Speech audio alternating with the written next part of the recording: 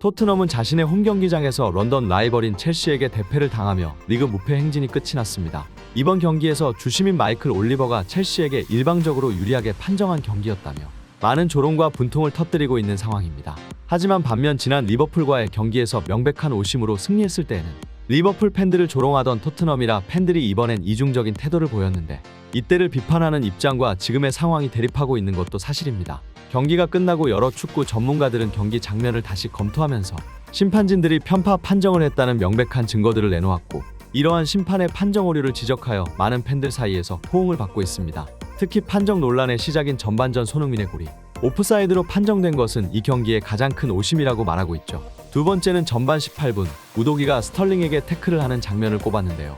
우도기의 발이 스털링과 발끝이 살짝 닿거나 터치치가 불분명한 상황인데도 올리버 주심이 우도기에게 경고를 주자 너무나 억울했던 우도기는 결국 강하게 항의하는 모습을 보였습니다.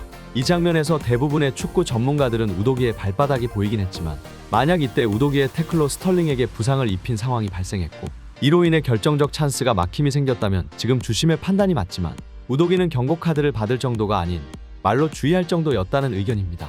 또한 두 번째는 로메로의 퇴장 장면인데요. 로메로는 골 입고 혼전한 상황 속에서 첼시의 엔조 페르난데스의 발목을 가격해 레드카드로 퇴장을 당하는 불운이 있었죠. 일부 팬들은 앞선에서 로메로가 계속 폭력적인 성향을 보였었기에 이번 아르헨티나 국가대표 동료의 발목을 일부러 부상 입히려고 한 것이다 라는 의견도 있죠. 여기에 더해 로메로가 팀을 위기로 넣고 있다는 지적 또한 하며 로메로의 정신상태에 대해 의심의 눈초리까지 받고 있습니다. 하지만 몇몇 축구 전문가들은 로메로가 엔조의 발목을 일부러 태클한 것이 아니다라며 단지 그는 위기 상황에서 공을 걷어내려 행동을 했을 뿐 이때 가속력을 이기지 못했고 엔조의 발목을 결국 가격한 것이다. 그러므로 이 행동을 이해하면 로메로의 퇴장은 부당한 것이라는 주장을 하고 있죠. 이와 반대의 예시를 들며 전문가들은 로메로의 상황을 설명했는데, 후반 88분경 무드릭은 토트넘 골키퍼인 비카리오가 공을 걷어낼 때 뻔히 늦은 걸 알면서도 비카리오를 온 힘을 다해 걷어찹니다.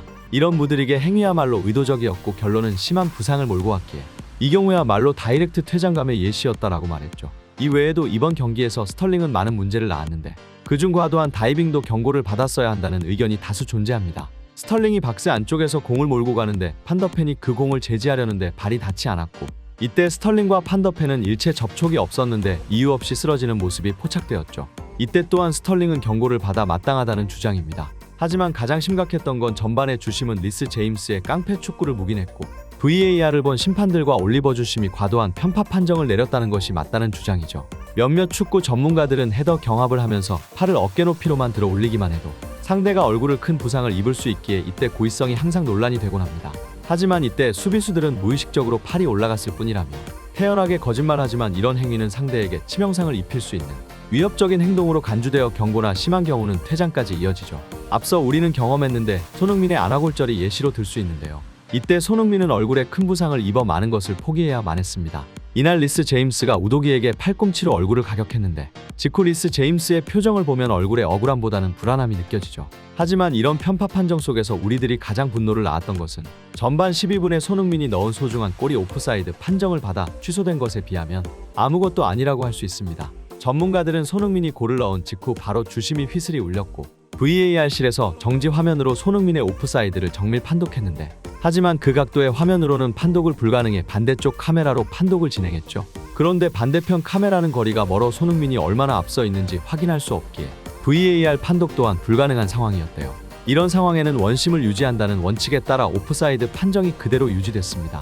하지만 그 장면을 자세히 보면 브레넌 존슨이 패스하는 순간 선심이 손흥민보다 뒤에 있어 그가 얼마나 수비수보다 앞서 있는지 판독할 수 없다고 말하며, 이것은 축구의 기본적인 규칙을 어긴 판정이기에 심판자질 또한 의심된다며 맹비난이 쏟아지고 있는 상황이죠. 축구 매체와 전문가들의 앞선 주장이 꽤 설득력 있다는 취지의 보도를 해 많은 논란을 불러일으키고 있습니다. 이런 와중 영국 축구 매체인 스카이 스포츠는 이날 보여준 손흥민의 움직임은 골을 기록할 자격이 충분했다. 그리고 그 누구보다 멋진 볼처리였다 라고 언급했죠. 또한 이전 월드클래스라고 불린 오원은 오늘 손흥민이 보여준 모든 움직임과 슈팅이 정말 빠르고 정확했다.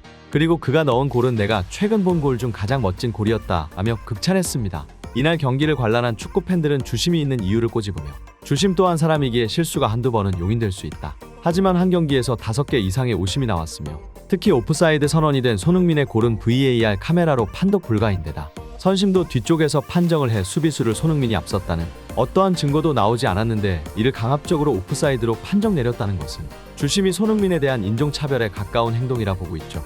또한 주심은 이번 판정 논란은 프리미어 리그의 공정성을 무너뜨린 행위이기에 해당 심판을 강한 징계와 더불어 영구 퇴출시키고 또다시 이런 판정 논란이 없도록 해야 한다라는 주장이 점점 힘을 얻고 있습니다. 이런 불리한 상황 속에서도 누구보다 멋진 경기를 보여준 토트넘 선수들과 맘고생하고 있을 손흥민이 다음 경기에서 더 좋은 결과를 다시 만들기 바라며 영상 마칩니다.